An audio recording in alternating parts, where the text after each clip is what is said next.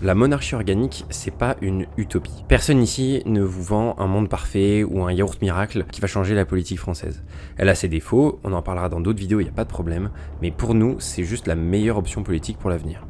Pourquoi ? Tout simplement parce qu'elle est mieux armée que la République bourgeoise, que le communisme ou que les régimes autoritaires pour affronter ce qui arrive, c'est-à-dire l'effondrement écologique, la crise énergétique et la dislocation sociale.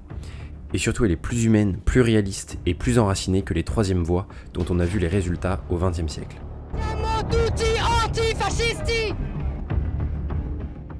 Quand on parle de monarchie, beaucoup pensent direct fascisme. Ça s'explique en partie parce que le royalisme embarque avec lui tout un imaginaire extrêmement autoritaire, quasi dictatorial, et donc on fait rapidement le raccourci avec les fascismes. Ça a été débunké dans la vidéo numéro 3, je vous invite à la regarder. Mais concrètement, ce qui fait le cœur de la doctrine fasciste, c'est le culte de l'État. Tout dans l'État, rien en dehors de l'État. Ça signifie qu'il n'existe aucun corps reconnu entre l'individu et l'État.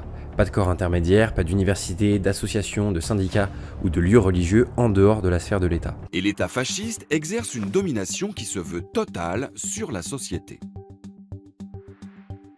Tous les aspects de la vie sont ainsi encadrés par des organisations liées au Parti national fasciste. Travail, jeunesse, culture, temps libre.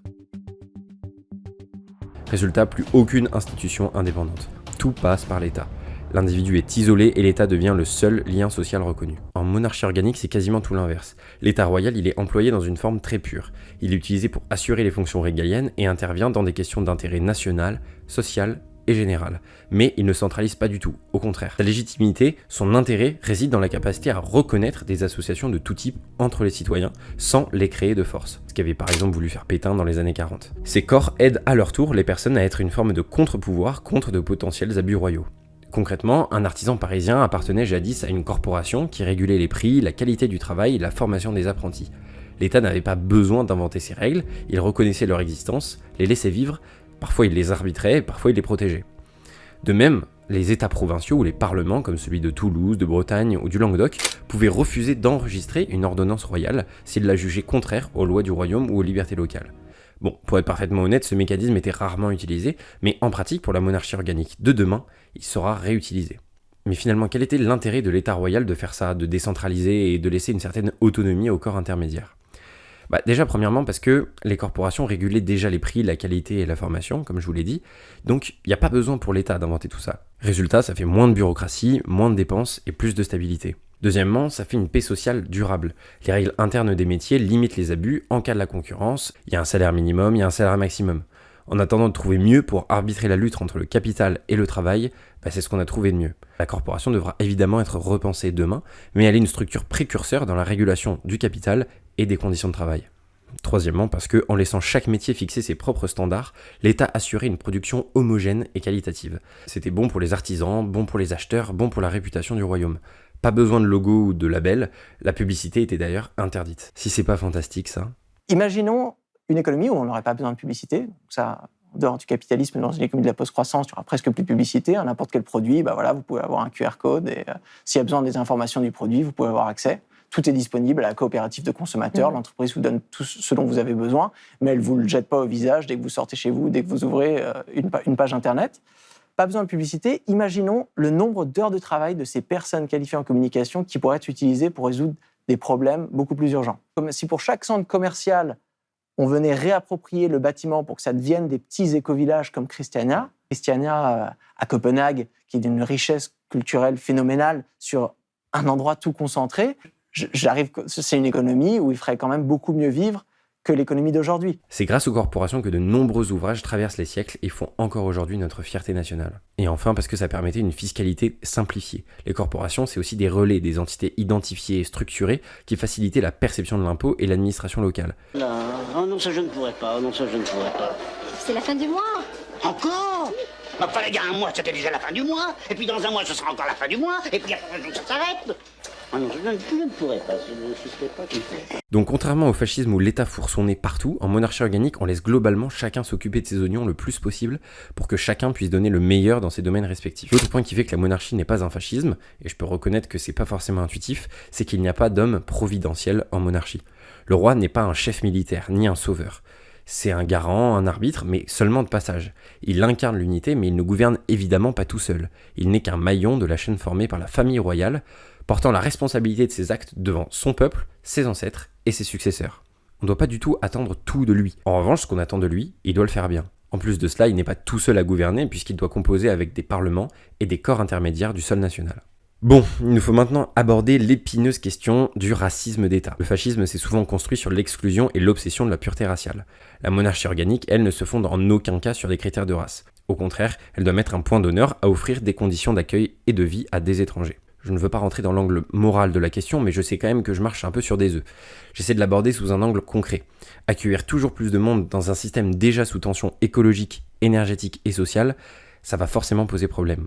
Aujourd'hui en France, des millions de personnes vivent dans la précarité, dorment dans leur voiture, n'ont pas accès à des soins décents, à une école de qualité ou à un logement salubre. Dans un tel contexte, le devoir élémentaire de l'État est d'abord de garantir à ceux qui vivent déjà sur son sol une existence digne, stable et durable. C'est une question de responsabilité. Avec 700 € de dette à rembourser mensuellement, se nourrir est devenu un défi quotidien. Voilà comment je gère mon budget. On va à Lidl et on achète les poulets 50 centimes. Parce que les dates sont en fin de limitation, quoi. Donc on achète comme ça et on congèle. Et je peux vous dire que, vous voyez, tout ce que j'ai dans mon congélateur, c'est ça. À des tarifs comme ça pour pouvoir arriver à nourrir tout le monde. Ma fille, je peux pas l'envoyer à la cantine. Parce qu'il faut que je paye 40 € pour remplir la carte à chaque fois. Donc ma fille, je lui fais son sandwich dans la voiture.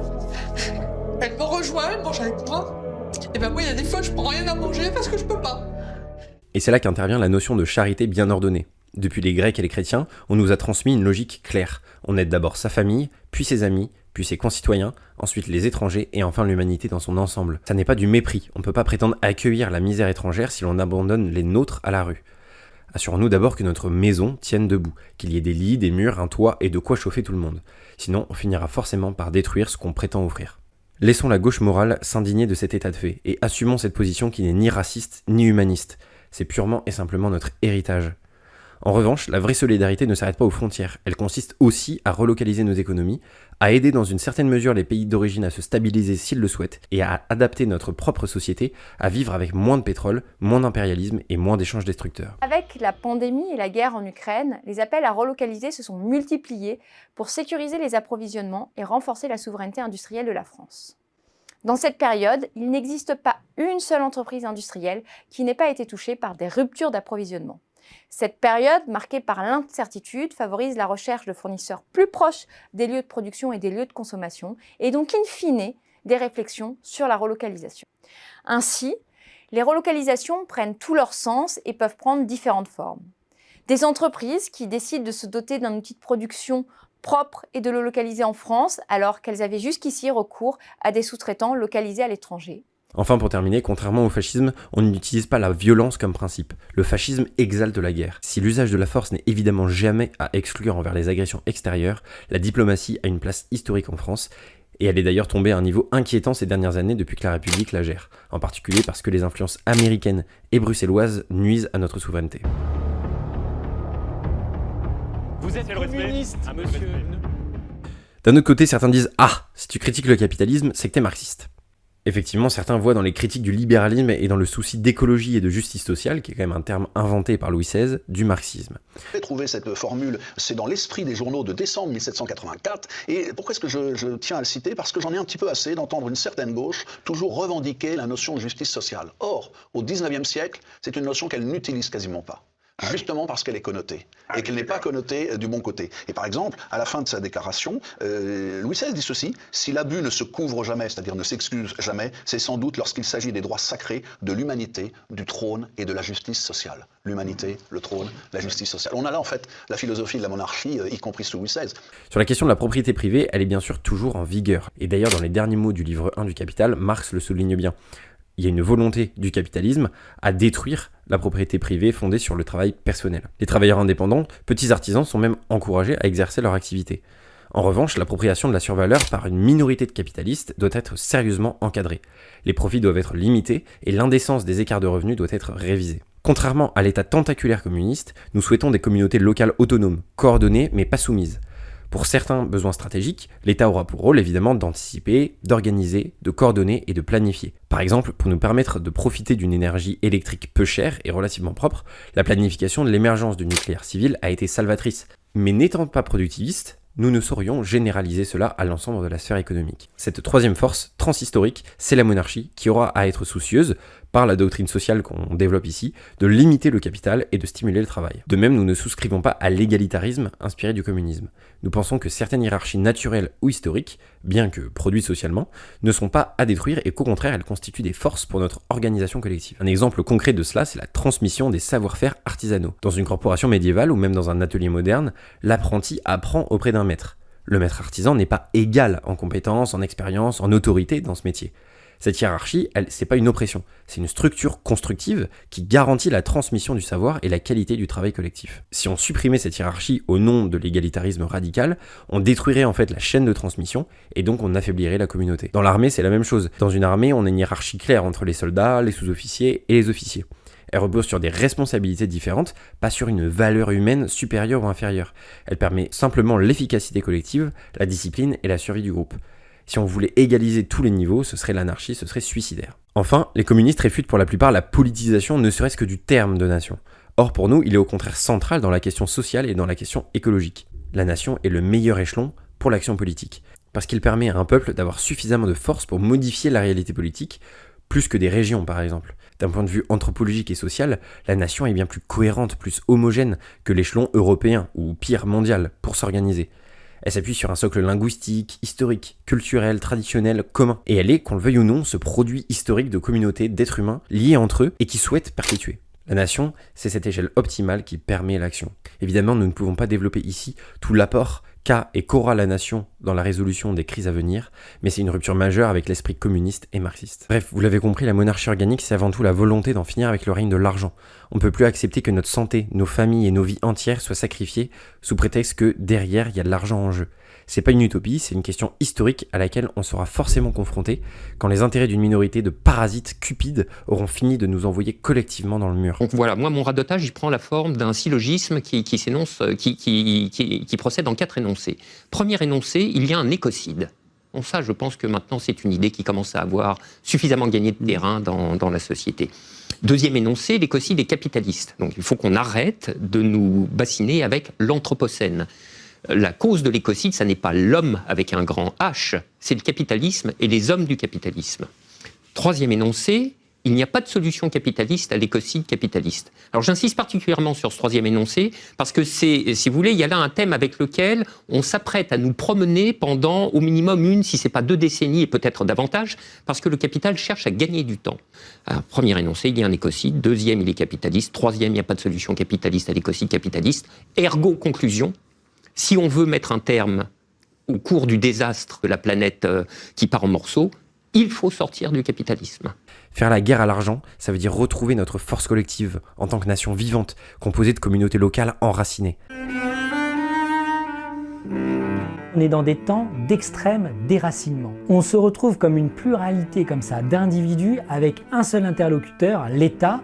Et l'État, c'est pas quelque chose qui est une terre nourricière. Simone Veil, elle pense que c'est des communautés intermédiaires qui doivent nourrir la personne.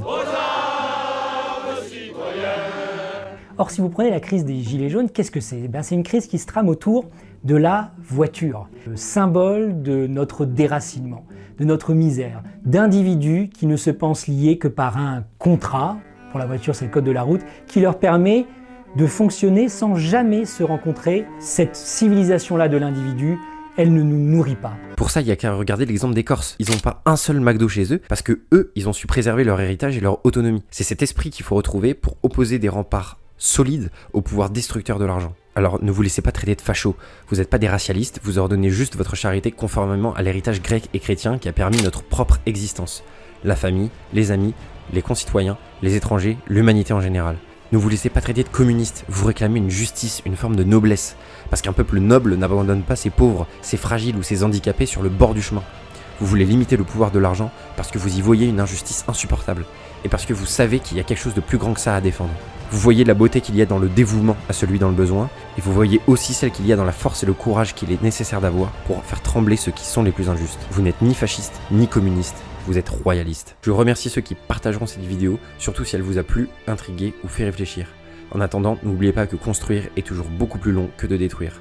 À la prochaine.